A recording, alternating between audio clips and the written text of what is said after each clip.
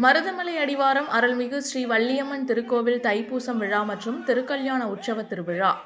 கோவையில் தைப்பூச திருவிழாவை முன்னிட்டு மருதமலை அடிவாரத்தில் வீற்றிருக்கும் ஸ்ரீ வள்ளியம்மன் திருக்கோவில் திருக்கல்யாண உற்சவ விழா வெகு விமரிசையாகவும் கோலாகலமாகவும் நடைபெற்றது. கடந்த 26ஆம் தேதி கொடியேற்றத்துடன் துவங்கிய இந்த விழாவானது தினமும் வள்ளியம்மனுக்கு சிறப்பு அலங்கார பூஜைகள், வேள்வி பூஜைகள், ஹோமம் உள்ளிட்ட பல்வேறு பூஜைகள் நடைபெற்று வந்தன. தைப்பூசம் திருநாளில் காலை முதல் மதியம் வரையிலும் திருக்கல்யாண மண்டபத்தில் சுப்பிரமணிய சுவாமி வள்ளி தெய்வானை திருக்கல்யாணம் நடைபெற்றது. அதனைத் தொடர்ந்து மருதமலை அடிவாரத்தில் வீற்றிருக்கும் புகழ்பெற்ற அருள்மிகு ஸ்ரீ வள்ளியம்மன் திருக்கோவில் தைப்பூச திருவிழா மற்றும் திருக்கல்யாண உற்சவ விழா வெகு விமரிசையாக CR construction Rajan, Krishnaveni Rajan, para Olympic committee துணைத் தலைவர் சந்திரசேகர், ஆலயம் வெல்ஃபேர் ட்ரஸ்ட் நிர்வாக இயக்குனர் Sharmila Chandrasekar, Shri Valliamman social welfare trust நிர்வாக இயக்குனர் வள்ளியம்மன், அன்பு என்கிற செந்தில் பிரபு, வழக்கறிஞர் சௌமியா செந்தில் பிரபு ஆகியோர் தலைமையில் நடைபெற்றது.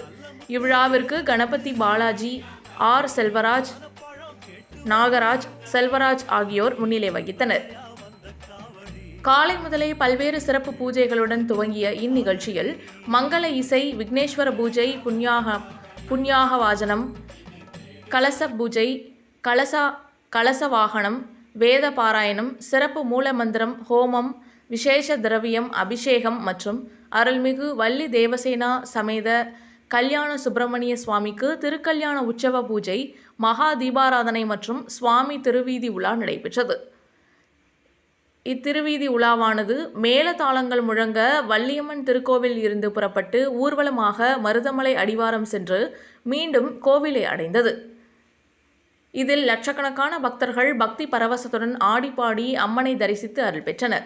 நிகழ்ச்சியை தொடர்ந்து வருகை புரிந்த பக்தர்களுக்கு மகா அன்னதானம் வழங்கும் நிகழ்ச்சியும் சிறப்பாக நடைபெற்றது.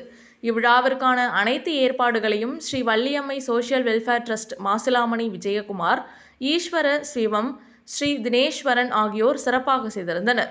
நிகழ்ச்சியில் பக்த கோடி பெருமக்கள், ஆண்கள், பெண்கள், குழந்தைகள் மற்றும் ஊர் பொதுமக்கள் உட்பட ஏராளமானோர் கலந்து கொண்டு விழாவினை சிறப்பித்தனர்.